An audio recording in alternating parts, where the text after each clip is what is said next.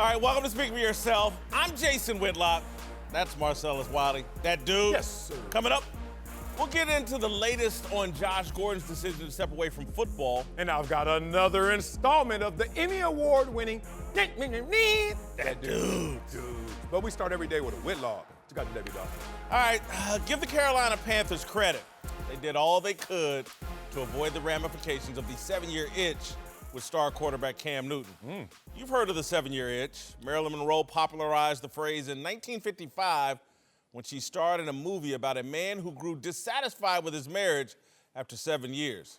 For decades in America, the median age for divorce was a little more than 7 years. Last year was Cam Newton's 7th year in the NFL and 7th year with the Panthers. Headed into this season, Carolina smartly jazzed up their marriage to their former MVP quarterback. They hired a seasoned QB marriage counselor in Norv Turner, who advised the team to open up the marriage by adding Christian McCaffrey as a partner. The first half of this season, Newton, McCaffrey, and Turner formed a threesome the likes of which we haven't seen since HBO canceled Big Love. Great show. But you know what? It didn't fix the marriage. It didn't fix the fundamental problem in the relationship. Cam Newton has bad mechanics. He's so physically gifted, he refuses to commit to consistent, proper footwork.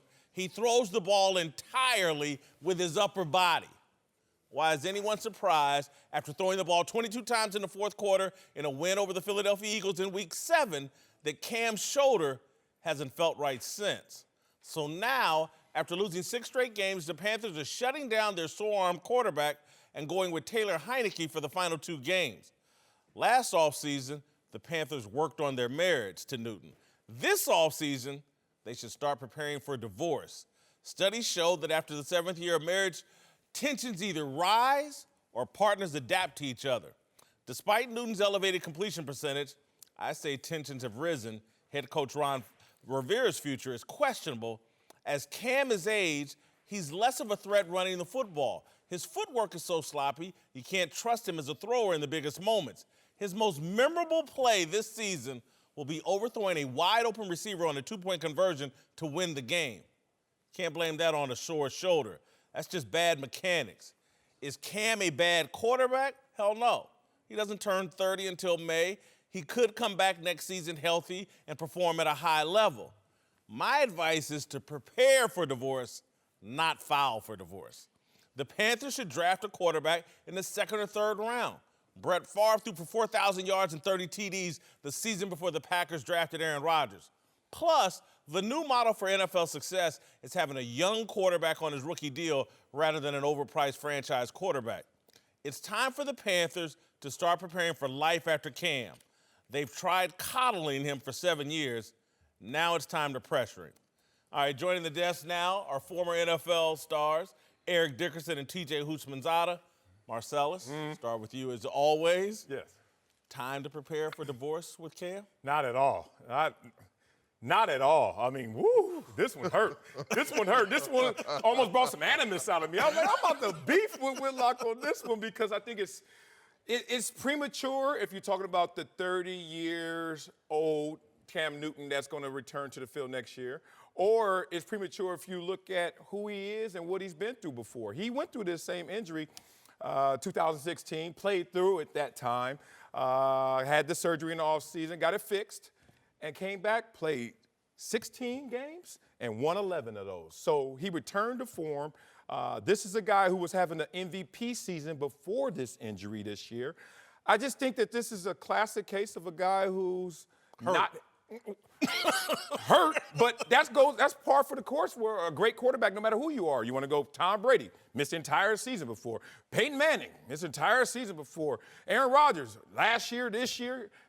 And that preparation, I think, is premature because he's coming back at 30. He's not even coming back at an elderly age where you got to start saying, who's out there and how should we shift our focus as an organization?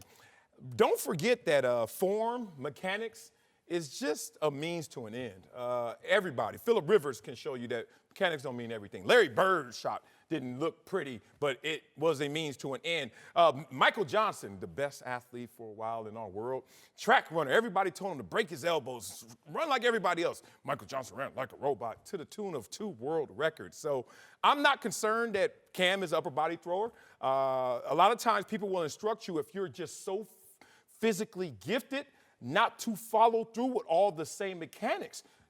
My golf got coach, a bad shoulder, and you keep throwing totally with your upper body, Marcellus. and he has a bad shoulder, and he's had it twice. This is the second time in a career that's been 7-8 years. That's an NFL MVP career, and he's been known as an Iron Man. So I think the point at the shoulder, which has been an issue with him, but he's not a guy that's breaking down. He's not a guy that's not available every week. He's been known and termed the Iron Man. This is just an example of a guy who's hurt, get it fixed, and return back to greatness.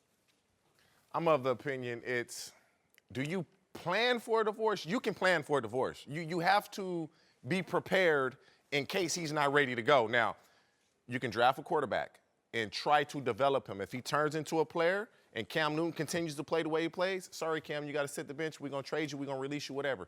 And if this kid is just okay, you ride the wave with Cam. It's like 6-2 to start the season. He was an MVP candidate. Yeah. But this league, as we know, is what have you done for me lately?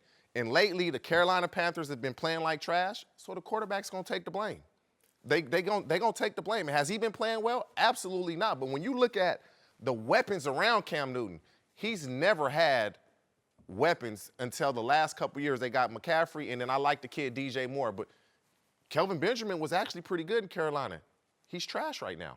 So isn't that credit to Cam Newton? It's credit to Cam. It's credit. Cam Newton, what he needs to do, and I don't really know what's going on, he needs to hire somebody that's with him in Carolina that constantly works on his body, a la Alex Guerrero with Tom Brady, to make sure that your body's not breaking down, especially your moneymaker, which is your shoulder.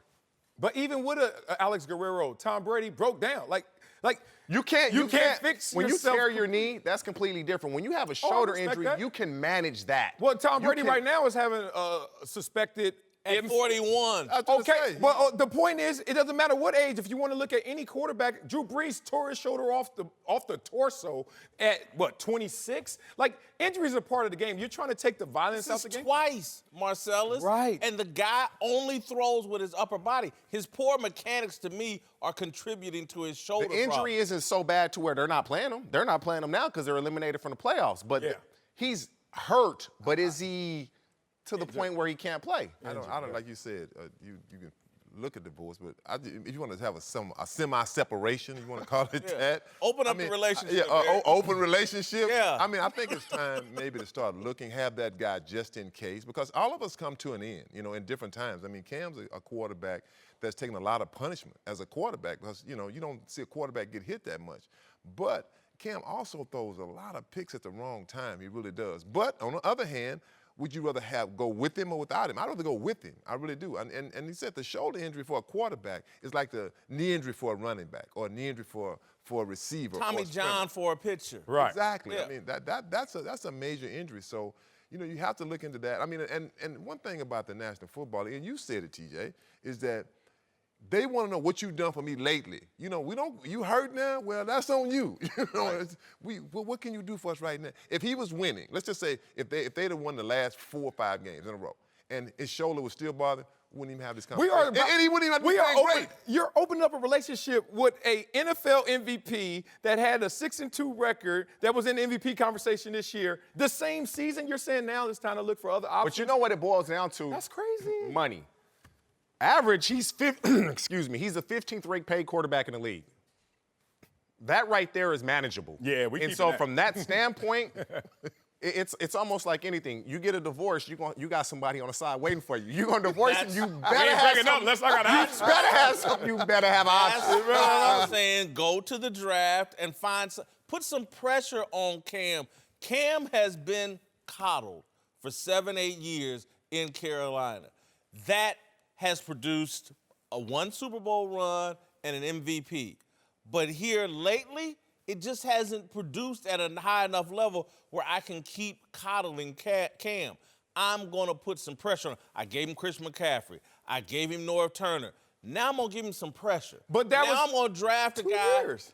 Yeah, but Cam he needs a foot in his rear end, man, to stay on these mechanics and the little things. When you're that physically gifted, you cut corners. I hear that. And that's what when you watch him throw the football, he's cutting all kinds of corners. This is a wake-up call for him, though. How? When you're, Not this draft class. Not this No, quarterback draft class. not this Go quarter- grab something in this Just- draft class. He's going to laugh at whoever you just pick. the fact that great. he's injured, and he only knows when this popped up. And it could have popped up early in the season, and he was having success, and so you mask it. It's kind of like, oh, we're doing well, so it really doesn't matter. This draft class isn't that strong. Right. But you have to prepare, and again, if it doesn't work, he's not making a lot of money compared to the rest of the quarterbacks, and so I don't see him getting rid of him, but I'm with you. But this draft class isn't that strong. Just remember, Tom Brady's draft status wasn't that strong. True. And so I'm talking about second, third round, go get you a young quarterback and see if you can punch a lottery ticket.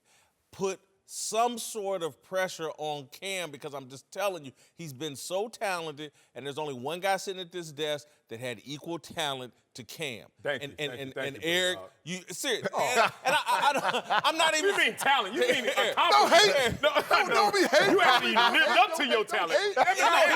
He did. I had some talent, too. Eric, ridiculously talented, and you know that can cover up all kinds of. Well, you look at me like that. Because if you know what? This is one of my only 2 idols in football growing up. And I remember people talking about Eric Dickerson's running style. Every single time. He runs too straight up. He's going to get hurt.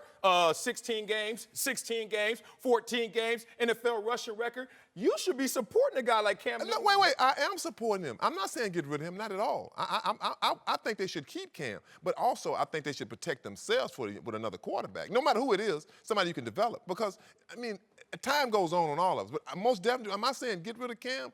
No, by no means. I mean, and you said it. Only Cam knows how his shoulder felt. I mean, because as a player, you want to keep playing. You want to keep your job. You don't want to see nobody else step in your job. Oh, you're going to take this week. I guarantee you, these last 2 games, you think he want to see that other guy play? No. No, he does not. But how do you develop an NFL quarterback? It's not like our positions. Think about it. You get a young DN, rotate him. Get a young receiver, put him in a 5 receiver package. Running back, short yardage or you need a break, we get him out there. Quarterback. You're not rotating the quarterback. How are you going to rotate a quarterback with Cam Newton to put the pressure It's not on? about rotating the quarterback. It's putting Cam on notice like, hey, man, you have to step up and improve these things. The organization is running out of patience. Green Bay did it with Brett Favre and Aaron Rodgers, and it was like Brett Favre was 35. Go look at Brett Favre's last season in Green Bay. He balled out. He balled out. And again, that pressure, sometimes these guys have had so much success. When you Cam Newton, man, ever since 3rd or 4th grade, he's been untouchable. But as a competitor, though, don't you think inside himself that he wants to improve because of the way this is going now, because of the way they started off 6-2 and they fell off a cliff? Just the competitor, when you get to his level, you're a competitor. He knows once my shoulder gets, I got to fix this. I got to do better. I have to do better. He's internally motivated. And the 100%. Brett Favre example is He's not, self-motivated. It's not analogous because Brett Favre wasn't driven out of Green Bay.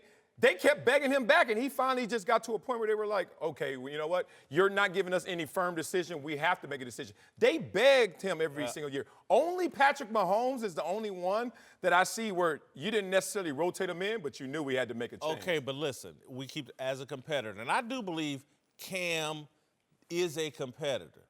But is he a 24/7, 365 competitor like Peyton Manning or Tom Brady or Drew Brees?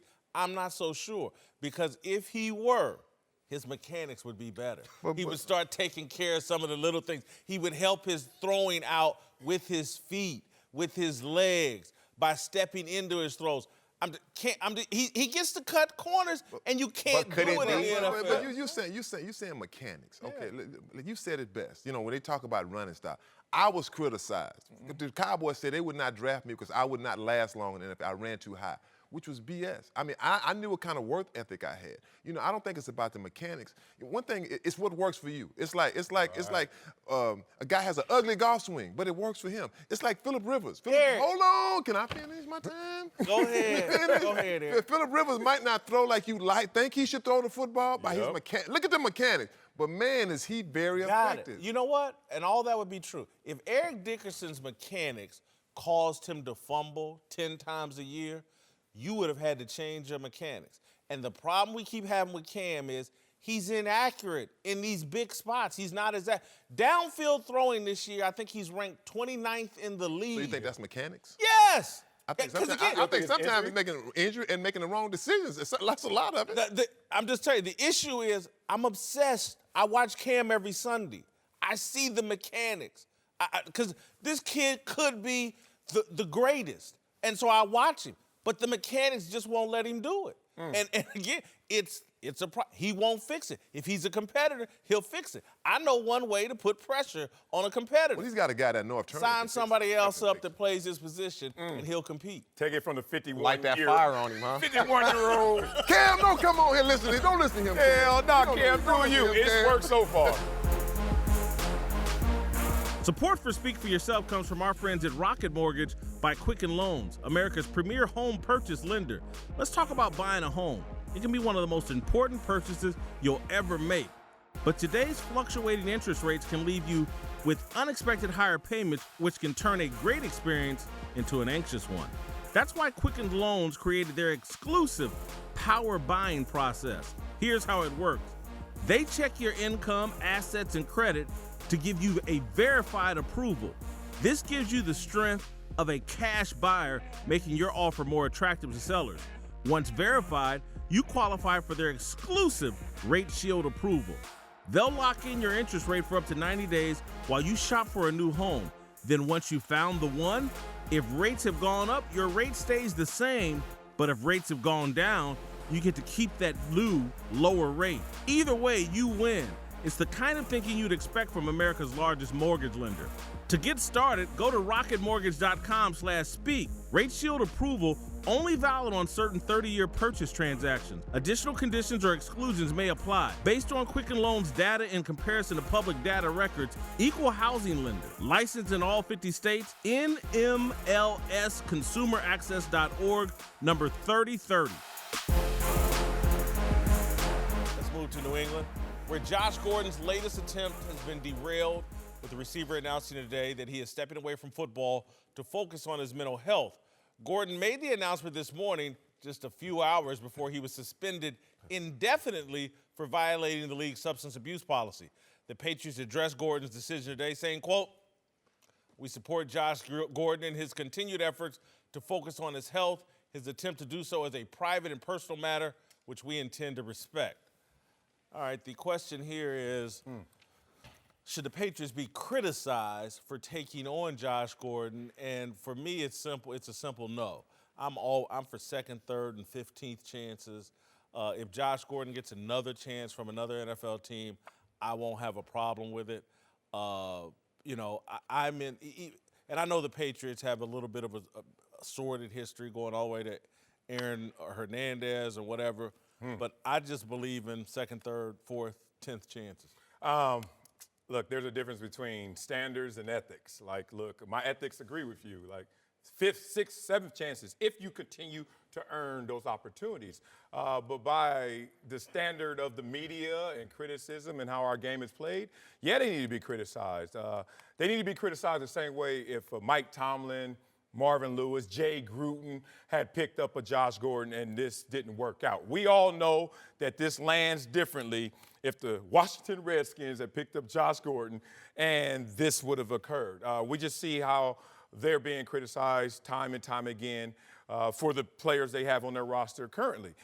That said, look at that list, Whitlock. Look at the list. It's not. Hold for a second, though, Okay. Marcellus. I want to potentially give you a chance to clarify, because I don't want people at home to go, hold on, the Redskins, they got domestic violence issues. Yeah. Substance abuse issues are viewed differently in this country. I'm not. Glad for the clarity. It's not in particular, it's in general. I'm not talking about every player on their roster. I'm not talking about individual cases on the roster. I'm saying how these rosters sometimes become punching bags, and then the New England Patriots become Teflon, despite having what they've had on their roster as well, which have included murderers. If you look at the list of players, it goes on and on, not just Aaron Hernandez. Albert Hainsworth, you could go to lighter cases. You could go anywhere in the middle. Chad Ochocinco, like things that just didn't work out. But they continue to be allowed to have the opportunity in the past by the media to continue to pick up these players. So for that conversation alone, should it be criticized? Absolutely, yes. No, I don't think so. To me, they gambled, and it looked like it was going to pay off, and they crapped out. It just didn't work. It's sad, number one, that he keeps having these problems. But to criticize him, why? They took a chance. That's just like drafting a kid that can't play. You don't get criticized for that. Yes, you do. Yes, you do. Where you draft him at? Yeah. Right. It's one of those things where it just didn't work out for whatever reason. Josh Gordon has to get himself together. It didn't work. Criticize him. Why? They gave him an opportunity. And again, early in the season, it looked like, man, this is going to pay dividends for the Patriots. And then you started to see lately they weren't using him as much. Like this last game, he played 57 to 62 snaps. And on the last play of the game, he wasn't even in the game. Yeah. So when you win, that's why you don't get criticized, because you've had success. You've had this player, that player, and whatever. But when you have success and you win, the criticism isn't there as much as other teams that don't have that type of success. So when you say they act like they Teflon, they've earned that. The Patriots have earned that title and that type of respect that they can take on guys, and if it doesn't work, they don't get criticized because they win. Well, you know, the Patriots are like any other team. They're not taking him on because they want to be good guys. Like, we good guys over here. They're taking on he's talented. He could possibly help our football team. I'm what you would like. I mean, I like giving guys other second, third, fourth, fifth chances in certain cases. When I first came in the league, and even after I retired, I was always in the mindset, if a guy does drugs, you get rid of him right away. I mean, that was always my motto. But see, I didn't know that drug addiction is truly a sickness, because my cousin Dexter Manley, he broke it down to me. He told me. I said, man, why come you can't stop this, Eric? He said, think of something that you love. You just love it. You just love that. I say sweets. He said, okay. Now imagine you can't have sweets ever again.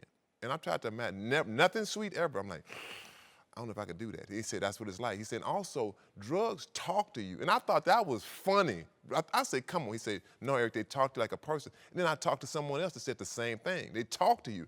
And I can't relate to that. So for him, I feel bad for him, but this was something that the Patriots took on because he was talented. And no, I felt like he did need another chance. Maybe he'll get one more chance. Who knows? But I think it comes to Josh Gordon wanting to, like, you know what, I've got to clean up my act first before I go even consider playing football again. Yeah, I mean, look, I feel sorry for the person, but I don't feel sorry for the player because, look, being in the NFL, it's a privilege. If you're a part of that fraternity, you have to earn it and you have to live by a certain standard or you will lose that privilege. So all this, like, sympathy that comes for the player, I don't have any of that. I'm more heartless than that because you got to qualify to be in the NFL. Everybody walking around doesn't deserve the opportunity. You have to earn that. He continuously puts himself in position not to earn that. Personally, I root for everything for this guy. Get your life in order before we get your career in order. And it seems like because people are enabling him, the person, because they want to see the player, we continue to find ourselves in this situation. It may sound heartless, but it might be the best thing for him. Listen, he has made comments himself about feeling enabled because of his talents. He's done an interview, I think, a year ago about his issues and how he coaches and everybody throughout his football career enabled him. But let's don't sit here and act like he hasn't paid a huge price for his failures. Again, Josh Gordon is going to leave football probably having earned $8-9 million. With his talent, he probably could have earned $60-70 million. So he trust me, he has not acquired. I don't even think he's going to make that much. I don't think he's made that much. Yeah, he may have only made $5 or $6 million. So he has paid a huge price for his weakness. Drug addiction is a illness and a sickness, and I think based on the way that he was raised up, he's been self-medicating his entire life, and he can't seem to fix it. But let's move on to the field. since joining the Patriots in Week 4, Gordon has actually been one of their most productive receivers with the most yards and second most targets, catches, touchdowns, and first downs. Part of me thinks the Patriots are not going to suffer any consequences from Josh Gordon being away, even despite those numbers. He has been a big part of their offense, but I think Tom Brady, Gronkowski, Edelman, Chris Hogan, Bill Belichick, they're going to figure out a way to get it done without Josh Gordon. I don't see this as a huge, devastating blow for the Patriots on the field. Yeah, I don't either. It's weird because they may look at this like addition by subtraction. We back to our old formula. We know what this is. And Gronkowski's in tow this time, despite not looking like Rob Gronkowski. But they know how to work these variables to championship success. And they may be forced back into that position because when you lose a weapon like him, sometimes your imagination takes you too far distant from the reality. The reality is maybe Tom Brady is comfortable in this situation, and they were extending themselves to try and bring Josh Gordon into the fold, and he was making tremendous strides. It looked like almost the Randy Moss 2.0 version coming to the Patriots offense, but now they have to return to a lesser talented core, but guess what? That may be exactly what they need to go out there and rely a little more on Edelman. Get Gronkowski back to his standard, back to his form, and go out there and be the Patriots of old. Maybe that's the formula. Yeah, they'll go back to playing how they played the last couple years. Gronkowski, he looks like he's not even the same player. Yeah. The only thing that will change is defensive coordinators, how they used to prepare now for the Patriots. Like Josh Gordon, you have to game plan for him. You have to be aware of where he's at. You have to be aware of certain formations and things they like to do depending on where he lines up. That's not going to be the case anymore. So now you play the Patriots, let's stop Gronkowski down the seam and let's stop their short passing game, short to intermediate passing game. That's what they are. Having Josh Gordon out there will affect how teams prepare for him. It won't affect how the Patriots play because this is what they do. This is how they play. But it will affect the coordinators and how they prepare because they don't have anybody that can get down the field. Now, if Cordarrelle Patterson, he's super talented. For whatever reason, he just hasn't been able to put it together as a receiver in the NFL. But if they could find a way to have him get into that Josh Gordon role, I don't know if he's capable of doing it. The Patriots are like, I think they look at this like a project. If it worked, it was working okay, but we're not sold on it. I don't think they were ever just 100% sold on it. So for them, they just go back to being the Patriots. I mean, they've won with less and they've won with more. So I don't really, I feel bad for him more than anything. And Marcellus, I know you say, you're the hard line. Me, I'm hard line too, but, I feel like this, is that we all make mistakes. Yes. All of us make. And it could happen to anybody. Not this, but something can happen to anybody. And all of a sudden, it was just a mistake. And it is a mistake. But the Patriots will be fine. I mean, they've got Tom Brady still. Even at 41 years old, they're still the New England Patriots. There's something about auctions that makes shopping much more enjoyable. Sports fans, it probably has something to do with the competition and suspense that auctions provide. But who wants to spend time researching where their nearest auction house is and then make the trek all the way there? I definitely don't. And that's why I love Pristine Auction, an online sports auction house where you can buy and sell sports memorabilia from the comfort of your home. Pristine Auctions runs tons of different auction formats, including multiple weekly auctions, a premium monthly auction, as well as daily and 10-minute auctions. They guarantee the authenticity of their items, and everything you purchase comes with authentication from the most trusted sources. And the best part is, it's so affordable. I just saw an autographed Magic Johnson photo that sold for only $12. There's plenty more where that came from, too. Check out Pristine Auction now. You'll be hooked. It's free to register, free to bid, and only you pay for the items you win. That's Pristine Auction, spelled Pristine, auction.com.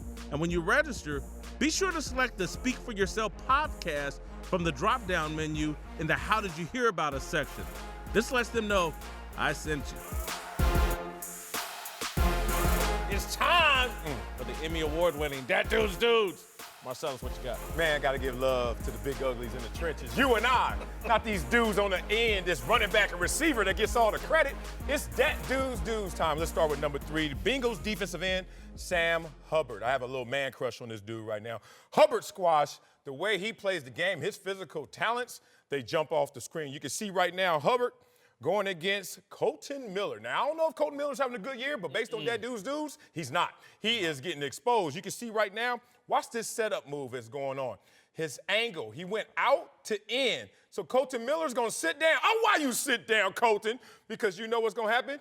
Hubbard squashed you and made you sit down, lunge, punch. Dropped his head. And he's not there. Look at the legs, and this is why I love him.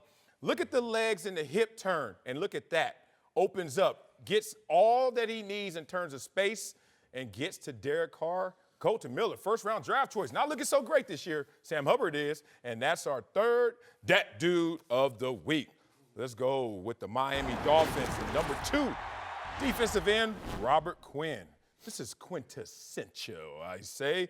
We saw the Dolphins lose to the Vikings 41-17, but Robert Quinn still got his, and you can see as he had 2 tackles and a sack. Watch how he does. Going up there with the dent move, as we call that. And when he does the dent move, Riley Reef, it's going to turn into some little chicken wings. Instead of punching, he got caught out. Hands all wide, chicken winging, that's not good. And now you're going to see the arm and hand-to-hand combat. Look at Robert Quinn turning his hips. Despite getting pushed by Riley Reef, his hip turn. And then the hand combat. Knock that wrist off. Knock that elbow off. So now you can't push me entirely past the quarterback. And then, what? Downhill skiing. Look at them skates right there.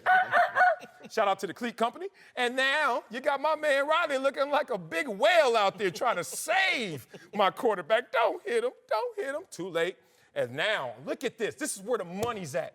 Both guys selling out for this play right here. And now Kirk Cousins is seeing stars because he realizes they about to come get me. Yes, they are. Sack, forced fumble. Robert Quinn, second that dude of the week. You found Miami's only good player. Damn right. We were digging, too. Number 1, Bears linebacker. Y'all know him, Khalil Mack. This is a Mack back sack. For real. I mean, Aaron Rodgers, it's time to shut it down this year. You're getting back sacked out there. Wow, Khalil Mack. Unbelievable play right here. Let's start off with him. You see it's loud in Chicago. Look at the crowd noise. Look at the offensive line. They're looking in on the ball. This is why crowd noise is important. You can see right now he's going to use that to his advantage. They both have to look at the ball. Khalil Mack's like, you're not going to get a jump on the snap count like I am. So now Khalil Mack comes up with a little stutter step. You see that outside arm right there? Oh, that's to manipulate the offensive lineman. And he's starting to gain speed. He's on his treadmill. He's faking upfield, and then watch what happens. Oh, my God. Did he stab him, get him on one arm with the one-arm extension, and now he has that elbow. Oh, once you have that elbow, you control the man. Making him do the Humpty dance out there. I mean, damn, can you watch yourself? And now, it's time to do a little limbo, but you know what? I'm going to win this limbo, get into my Steph Curry position, and we all know what this looks like. What does this sound like when you get into that position? Ezel, help me out. Oh, I'm hurt. Oh, my neck. My back. My neck and my back. Oh.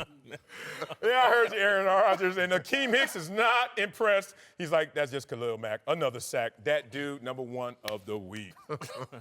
Great job, Marcellus. All right, let's move to New Orleans, where the Saints will host the Steelers in a huge matchup Sunday. A lot of people would say this game is a battle of 2 of the best quarterbacks of the era. But Saints defensive end Cam Jordan bristled at the suggestion Big Ben was in the same class with his guy Drew Brees. You put him at top 5 of this era. A couple Super Bowls, probably not. Is that a yes or no? Yes. You put you have who would be your top 5? Drew, Tom, Aaron, Peyton who? Manning. He's not. Well, I didn't even count him in the era. This is the era. He retired 2 years ago. Him in the era. That was most of Roethlisberger's career. count You're saying him he's in the better. era. He's better than Phillip Rivers right now, Right now, career-wise. career-wise. Because you give him the Super Bowl nod. Is that what you're saying? Yeah, he didn't have a So, more okay, accomplished. so he you're didn't putting- have a more accomplished career than Phillip Rivers. You're putting him at number 5. I put him in 5. Okay. I mean, so okay. I'd honestly put Eli before I put Ben, but okay. Damn, he went Eli on it. Listen, as Big Ben's one of his biggest fans in the media, I agree with Cam Jordan here to some degree. That I would put Brady, Breeze, Peyton Manning, and I think there's an argument about Phillip Rivers and Ben Roethlisberger. Aaron Rodgers as well. Aaron Rodgers, I'm sorry, Right. yeah. That would be, and then you got a battle here for 4 and 5. Okay, them first 4 names, nobody earning their check saying them names. Duh. Like, yeah, he's not competing with the first 4. Drew Brees, Aaron Rodgers, Tom Brady, Peyton Manning. However, let's not start taking these type of shots at Ben Roethlisberger, 2-time Super Bowl champion, 4-time. One carried by the defense. See, that's the thing about that carrying, because I was out there saying, carry me, anybody. Give me anybody else on this desk. I mean, that carrying, we moved the goalpost on anything. First of all, you ain't got a ring. Okay, I got a ring. But you didn't win it. It wasn't because of you. They carried you. I could have got a carry. But my point is, I love his authenticity. I love his thoroughness. I love the fact that he's having the conversation we have in the locker room for those other 23 hours when we're not at the podium, when we're not on that conference call. This is how we really talk about the game. When reporters stick the microphone in the Lions' den, I want them to hear real roars from the Lions. Instead, a lot of guys get PC and try to take care of everybody. To me, this is the way you should present it and say, hey, Roethlisberger's going to play as hard as he can regardless of what I say, because he is a Hall of Famer. So respect to what he's done, but doesn't mean I got to give him all the love and all the credit. I like this. Yeah, the day and age of guys just being politically correct, it's over now. Yeah. Like, that's how he felt, and it's what you said. When you're in the locker room, buddy just got selected to the Pro Bowl. Oh, he weak. And that's how we talk. Yep. Now, he's being a bit harsh. Like, if you go through it, Big Ben is top 5, 6, if depending on between him and Phillip Rivers. He's 5 or 6. Yeah. Guarantee. That, to me, that's no question. Now, that's how he felt. He said it, and I can't really watch. I want to watch this game. Week. I can't really watch. I can't wait to watch this game now, because Cameron Jordan, he's had a really good year this year. He had a really good year. So now he can really get out there and give a chance to prove it and say, the Steelers lose this game, it's going to hurt their playoff chances. Well, I think Big Ben is most definitely 5 or 6. He's got to be. I mean, but I do like his candor, because, most players, they politically correct. I don't want to say it, but you know how it is when they turn their back. The media goes, man, he can't play. He's sorry as hell. So for sure, I like the way he put it. And you see a quarterback he put first? Drew Brees. Right. He put his own quarterback first. So I like his candor. And plus, who are you fooling? Like, I mean, I think even the people that you're trying to be politically correct for are sitting there like, that's not it. Like, give me more of you in your answer. That's refreshing, Wayne. It's refreshing. It's refreshing. Eli Manning is a pot shot at Ben. I think, to me, this... Or is it a pot shot at Eli? Like, No. we might as well just throw Eli in there. No. I think, if I read really deep into this conversation, I think Ben is taking some shine off himself around the league. It ain't just us talking heads that are sitting around going, you know what, Ben's a problem. Ben's an interception thrower. Ben's a finger pointer. Ben's earned the right to criticize this guy or that guy. This is out of his own mouth. And I guarantee you Cameron Jordan got some friends on the Steelers, and they've talked. And to me, this is a shot at Ben. He's losing respect around the league. Well, let's be careful, because if we continue down that trail, we end up in a Hall of Fame conversation like T.O. went through, where we start talking about everything else outside of what you really did on that football field between the white lines. Between the white lines, Ben Roethlisberger is a Hall of Fame quarterback. I don't give a damn what kind of teammate he becomes. If that's going to be something that takes him out that conversation, I don't like this. I do think Ben's going to the Hall of Fame. All right. I do think that if somebody wanted to criticize Ben going to the Hall of Fame, I wouldn't shout him down as ignorant. Well, I don't want choir boys qualifying for the Hall of Fame, No, and this therefore ain't I don't about want choir boys. I don't want malcontents. The thing is, it's disqualifying. when it's the quarterback. When it's the quarterback, it's like, whoa, they don't act like this, or they're not supposed to act. That's the problem. Yeah. Like what he did with Antonio Brown, I don't care when he's dead wrong, will always be wrong, should have never done it. But when you're the quarterback, it's a surprise that why is he doing this? Because normally you handle things behind closed doors. Yeah. That's the only thing. But with Cameron Jordan, he's right. He's 5 or 6. It's not saying Roethlisberger sucks. He's just not top 5. Being 6, well, that's not bad. What's wrong with that? And Eli, 2-time Super Bowl MVP. Y'all What's be wrong careful. with that? If you were in your era, and so, Eric's one of the 5 or 6 best running backs in this era. That's different, That's right? go crazy. Man. That's gonna lose your mind.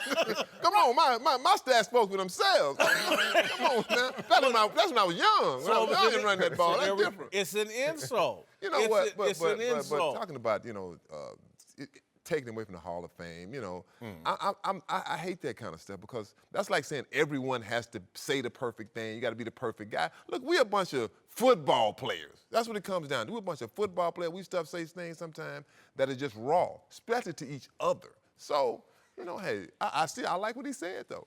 Yep. Get into that Lions den, man.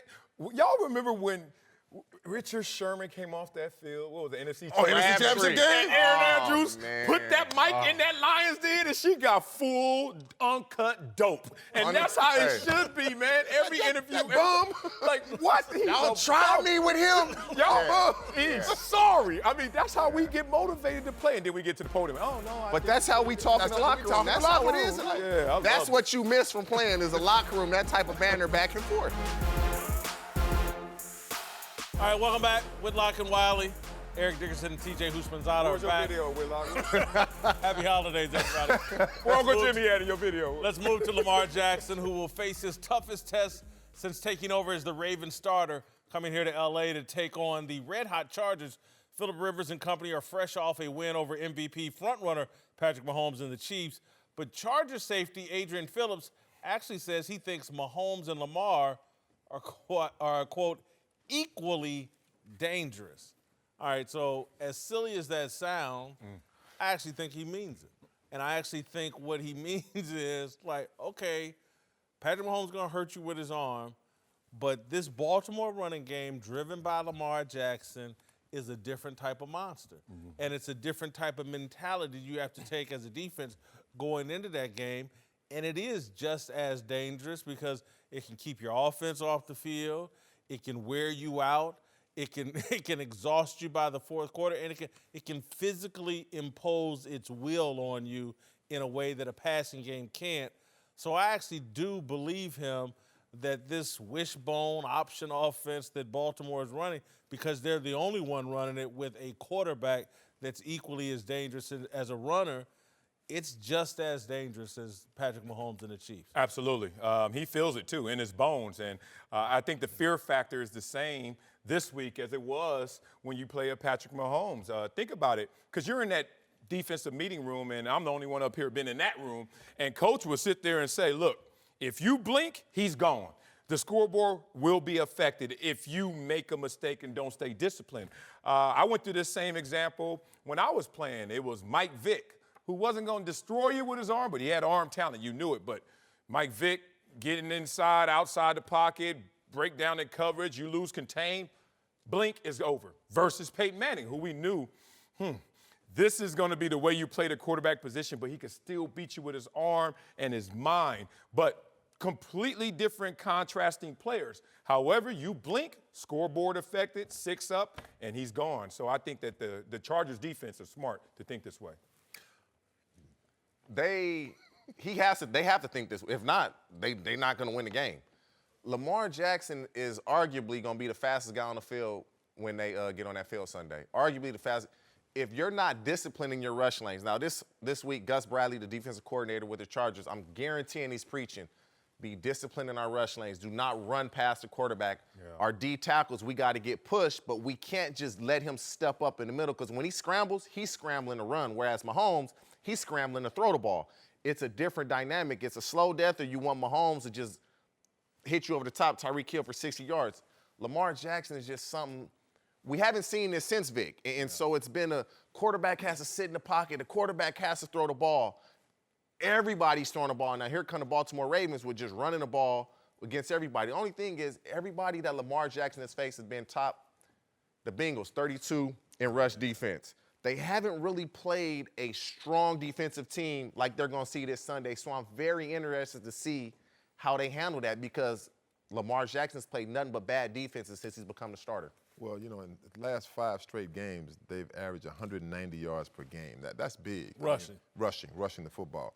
The thing about running the football is, and I don't like the running quarterback because I think eventually, you know this, Marcellus, because as defensive players, y'all always would say, especially in our era, let him keep running. We want him to run because we're going to get him sooner or later. That's good and bad. But I think in this game, in this situation, it's good for them because that's what he does. And he's doing it effective right now. They've won 4 of the last five football games, but it runs the clock down. It keeps the other team on the sideline. When you can run the football, kill the clock, wear that defense out, that's great for the Baltimore Ravens, but it's bad for the opposing team. When I saw a couple of weeks ago, when I saw him run about, I said, this is a misprint. 27 times, I'm just still not used to a quarterback running the football, looking to run first and throw second. Yeah, what's alarming is in a room full of defensive players, and we all know on any team the defense is more athletic than the offense, correct? Y'all agree with me? Yeah. Yeah, because if the D lineman race the O lineman, who win in that one? Y'all lighter. If the tight ends race the linebackers, who win in that one? The corners race the receivers. If the running back, yeah, exactly. Y'all got a quarterback Why out y'all there come too. in to play We ain't off? got no Race the quarterback linebacker. My point is, if we had a combine of defense versus offense, we probably would win. Point being, you're in that room of athletes. Y'all just isn't bad at me. Y'all in that room of athletes, and y'all looking at the screen, and y'all seeing something more athletic than all of us. That's alarming when you get into a position like that. That's why he's feeling it in his bones like, no, this dude is dangerous because even if you have proper rush lanes, even if you have proper push, we have a spy on the quarterback. We used to love when we had to put a spy on like Mike Vick. And we were like, that's kind of wasting the man, coach, because even if he knows where he's going, anyway. he can't keep up with that car. So it's going to be interesting to see how the discipline and collective unit deals with Lamar Jackson despite his athleticism. The thing is, though, if you 29th ranked defense, the Bengals, 32 ranked the Raiders, 25 Falcons, 26 Chiefs, 27 Bucks. Yeah. They haven't played a great defense yet. They have not played a great defense. They're about to get the brakes beaten off of them this week by the Chargers. It's going to happen. It's going to be ugly. Because Bosa and Melvin Ingram came to life last week. Yes. They're going to create some second and long, third and long situations, and Baltimore can't fix it. Damn, I was going to pick the Ravens. Now you got me confused. All right, welcome back. Whitlock and Wiley. We're joined now by NBA champion Matt Barnes. Let's move to the NBA, where this week LeBron has been making no secret of his desire to play alongside Pelican star Anthony Davis, saying it would be incredible if the Lakers acquired him. Davis said it was cool to hear LeBron's comments, but apparently he's not the only guy LeBron wants the Lakers to sign. This week, LeBron had dinner with his good friend Carmelo Anthony and said it would be great if Melo joined him in LA.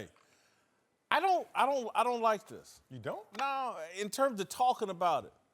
Why, you in the middle of a season, because when you talk about Anthony Davis, that means 3 guys got to exit. So basically he's saying, man, some of y'all got to go because I want to play with Anthony Davis.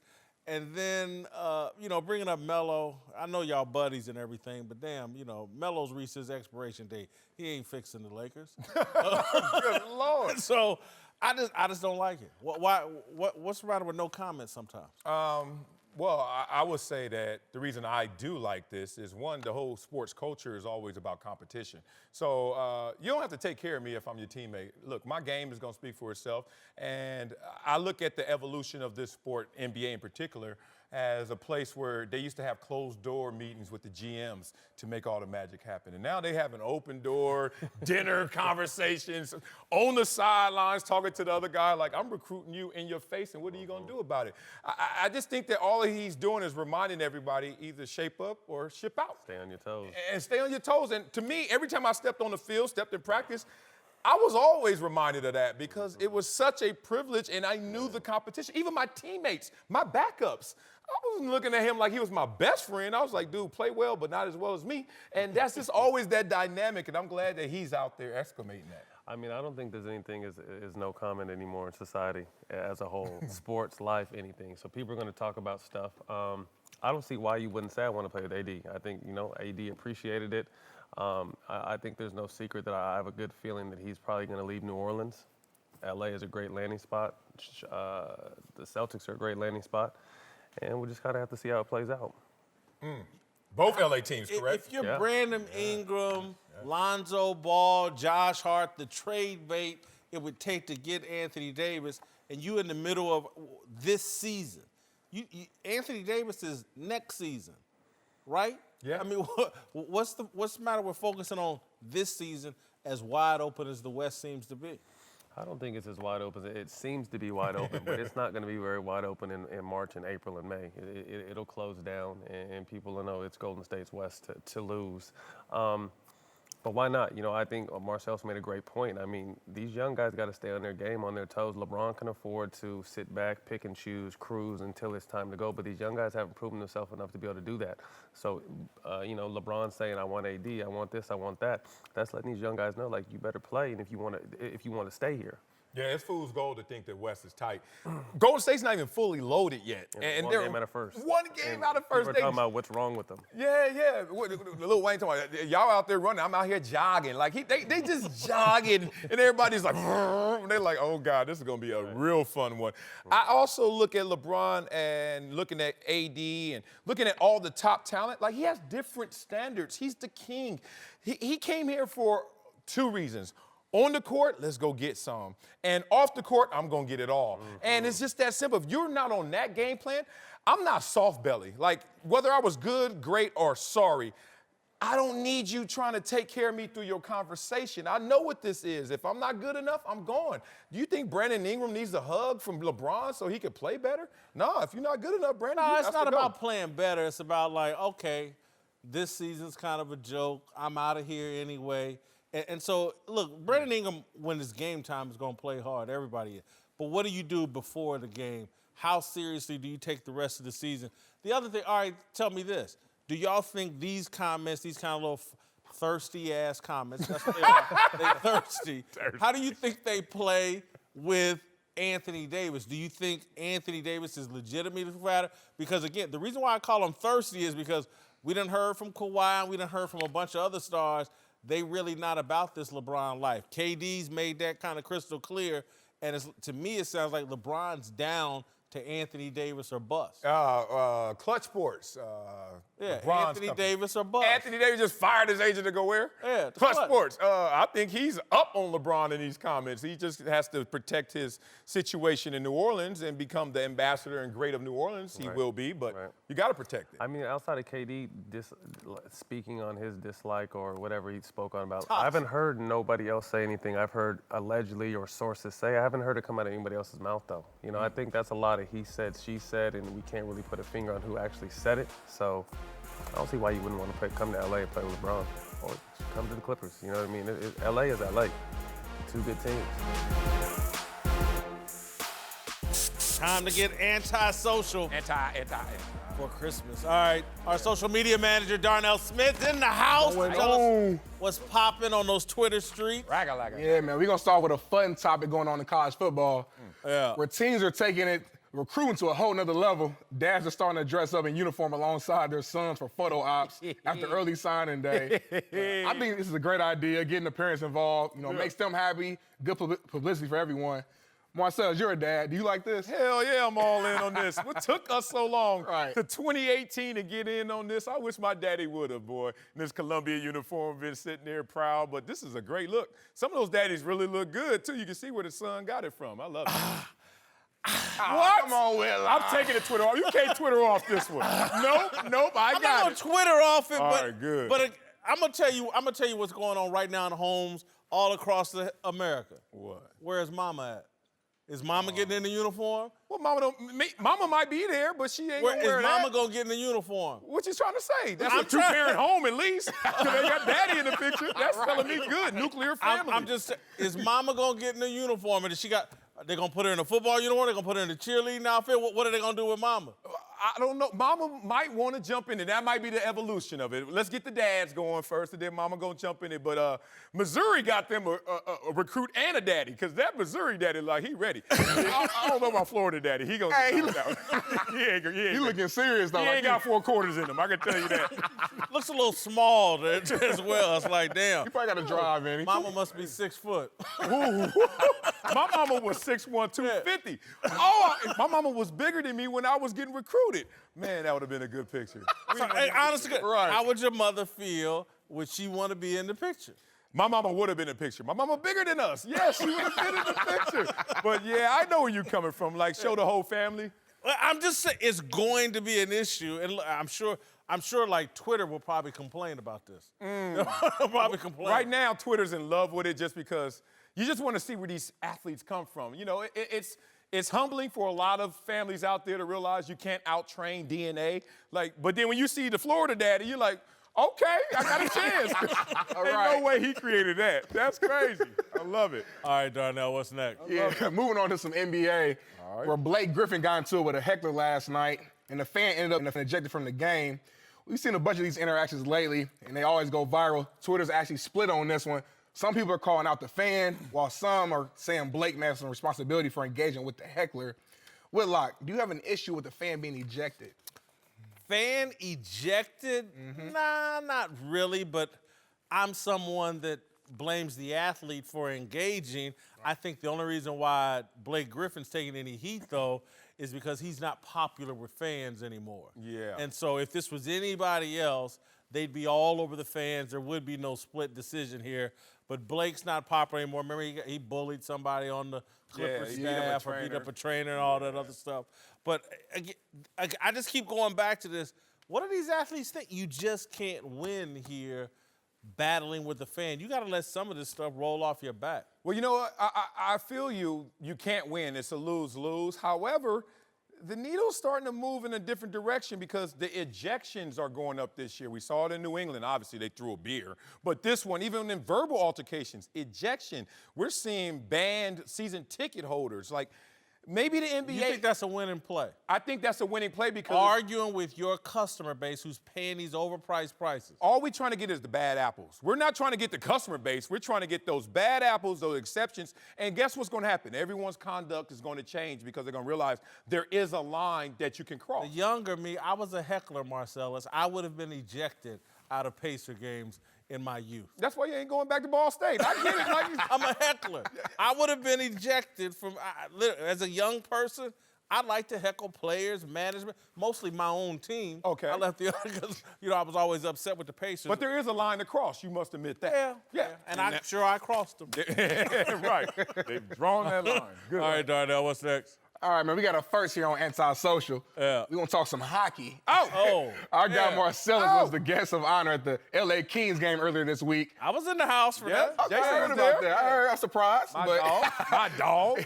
And, he dropped the ceremonial first puck. Way to go, my guy. Yeah, what the puck? Right. Obviously, Marcellus must have been feeling himself because the next day he tried to test those skills on his son and made a damn fool out of himself, man. Got your ankles broke like AI did T-Lou. Yeah, that was. So, Marcellus, look, we'll give you a chance to defend yourself here. What's your excuse? What's my excuse for little man getting me like that? Hey, look, that was the day the housekeepers came, so we had that mop and glow on the floor. Right. And I had them socks on, You man. was trying, too. You could tell you was low-key trying hard, and he got you for real. Yeah, my son is, like, he was trying to get it, and I was like, I was sweating. I was like, all right, it's our turn. He made it where you had to protect your own goal, not go the whole way. I was like, whatever, your rules. And so I got a little competitive. And I went for that puck and it wasn't there. Go replay this. You blaming the socks. I found another culprit. You too damn old. Replay the highlight of Marcellus and his son. It ain't the socks, Marcellus. Uh-oh. Let me It's see. Could we show No, them? we got to show all of my glamour at the Kings game. They showing the good part. Staples Center. good part. Can we just No, that see- video got destroyed. Yeah, can Spygate. we just see Spygate. Marcellus? Darnell, let me tell you what happened. No, Even what we don't happened? see Talk the to me, video, talk to my me. God, Nope, we can't see Spygate. the Tape's video. gone. Them damn jeans he had on way too tight. Oh, they were! Anybody over 40 to have jeans that tight, had a too old 32 for that, on. Marcellus. Wait, that was the first day I ever wore them. I had Yeah. my son's little ceremony that morning, so I wanted to be, proper. Cut off the circulation to your feet. You didn't have any control. That's what happened. I couldn't open my legs. Makes sense. All right, Darnell, what's next? All right, man. Let's talk some NFL. Hey, talking to you. The Raiders made a huge move this week, signing interception machine Nathan Peterman for the rest of the season. While most of Twitter took this as an excuse to complain about Colin Kaepernick, Look at that emoji. our guy Doug Gottlieb went another route tweeting, nothing says tanking like signing Nathan Peterman. # Raiders. Guys, the Raiders are in the hunt for #1 pick. Do you bother in full tank mode? I'm going to go a different direction. This whole Nathan Peterman trending over Twitter and this laughing stock over Twitter. Bad quarterbacks have been signed in the NFL on the practice squad for decades. He's not the first or the last. It's only this little Kaepernick Twitter thing why Nathan Peterman's even a topic or him signing with the Raiders even a topic. This gets a full Twitter off from me. This is what Twitter does.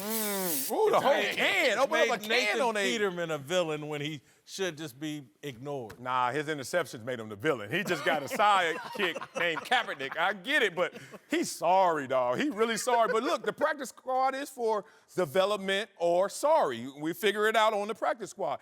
That said, I witnessed Peyton Manning, #1 overall, Hall of Famer, greatest quarterback at the position I ever played against, throw 28 interceptions his first year. Nathan Peterman is not even on that projection for his career yet. He's thrown 12 in like 6 games. So, look, Peterman's sorry. We're going to figure it out, and you're going to figure it out for cheap. I'm not mad at that. With that said, we know Kaepernick deserves, by merit, to be in the league, and it's not going to happen even if Peterman's in the league. That's just not happening right now.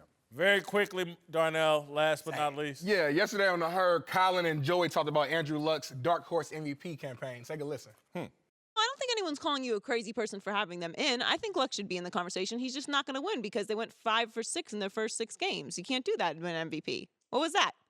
The first 6 games just don't count? They're just not as important. Remember when Carson Palmer won the Heisman because he had a great last month for USC? By the way, Tua had the Heisman the whole year, and then he played one bad game, got hurt. I think these last 4 or 5 games, I think people get, and I think they should get really into them. Will a strong finish get Andrew Luck in the MVP conversation? No. The MVP is going to be decided this weekend among Phillip Rivers, Patrick Mahomes, and Drew Brees. All 3 of them playing in huge games this weekend. Someone balls out in this game, I think they get a slight advantage. Yeah, I think it's still Patrick Mahomes, and I think there's a gap between him and Drew Brees and Phillip Rivers. They are battling it out for second place right now. Unfortunately, what happened to Tua this year, we literally pick any player that qualifies to go and attack the guy who's the front runner. And we're doing it in the NFL. We did it in the collegiate game, and no slight to who wins, but I think Patrick Mahomes has earned the right. 45 touchdowns? 2 games left. Phillip Rivers. Marquee game this weekend against Seattle. Phillip Rivers never had 34 in his career. That's his max. And he got 45 in his first year starting. All right, thank you, Darnell. We're out of time. Uncle Jimmy's here to help us talk about our approval rating for Cam Newton. Sherlock Homie. Get him. What up, Holmes? What? You an inspector now? What? A sorcerer? What you over there doing? And what's in your that pipe? pipe? What's in that thing? I'm in Los Angeles. It don't matter. It don't matter. It's I'm in Los Angeles. It's legal. When I first met, when the first time I ever dealt with Uncle Jimmy years ago, I had to get on him about smoking. But now that he's out here in L.A., I can't tell him nothing. Do you? What the hell, man? You forget I used to work with the police department? What the hell wrong with you? I lied about that part on the application. Yeah, I know. Here's a highlight from our discussion earlier about Cam Newton. Hell. Give the Carolina Panthers credit. They did all they could to avoid the ramifications of the 7-year itch with star quarterback Cam Newton. First half of this season, Newton, McCaffrey, and Turner formed a threesome the likes of which we haven't seen since HBO canceled Big Love. Great show. You're opening up a relationship with a NFL MVP that had a 6-2 record that was in the MVP conversation this year. The same season, you're saying now it's time to look for other options. But you know what it boils down to? That's crazy. All right, Uncle Jimmy. Inspector Gadget. What's your take on Cam Newton and the Carolina Panthers? I'm calling for divorce. First of all, it's elementary, dear Whitlock.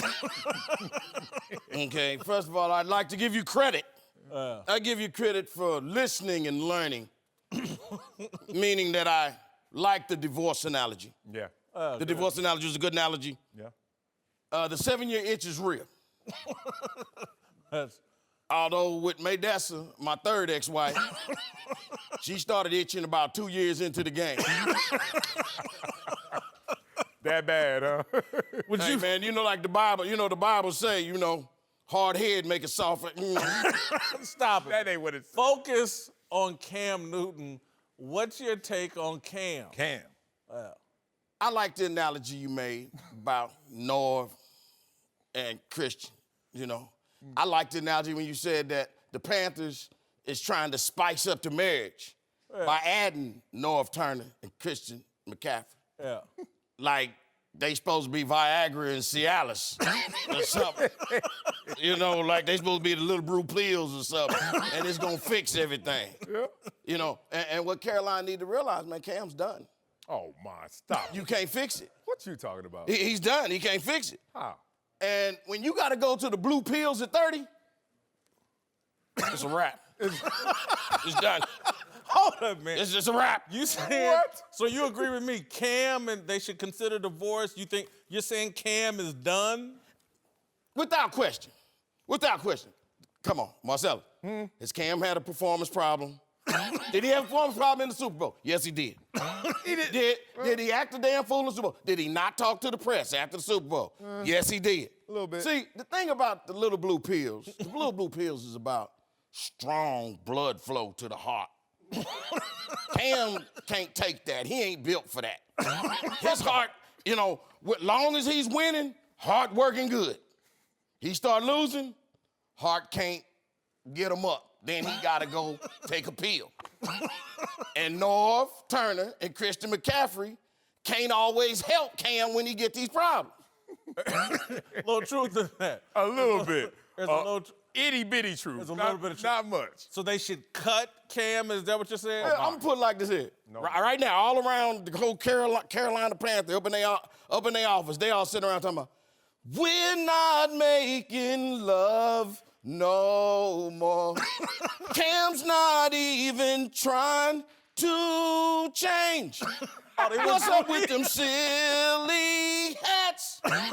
And will he win another game? 'Cause they're not making love no Drew Hill, more. man, that's classic. That was They're not even trying to change. That's classic. All right, we got to get to our approval rate. That was good. Yes. That was Drew Hill. Did I make my point? That's Drew Hill. Silly hat to silly hat, huh? Yeah. I hear you. All right, listen. I'm dropping Cam pretty dramatically. 11 full points from a 78 to a 67. Ooh, stinky. His job performance last time we talked about it was that at 24, he was in MVP conversation. It's down to a 14. That's a 10-point drop. All-time greatness. I'm talking about they should be considering Talking about divorce. question marks. I drop him 1 point to an 18, 15 character, 20 authenticity, 67 overall. I don't know what I'm dealing with. A hate sandwich between you and Uncle Jimmy getting rid of Cam Newton. This boy is still amazing. Even injured, still an all-star because of the presence out there, and you gotta respect Cam Newton for his gangster and his game. So look, I love Cam Newton. I know he's going through something right now. He'll fix it. He's been through it before. He fixed it last time. He'll be returned to an NFL MVP level. I ain't got no respect for nobody that wear a hat stupider than mine. That's all I'm saying. That's All right. the stand. That's it for us. We won't be back until Monday.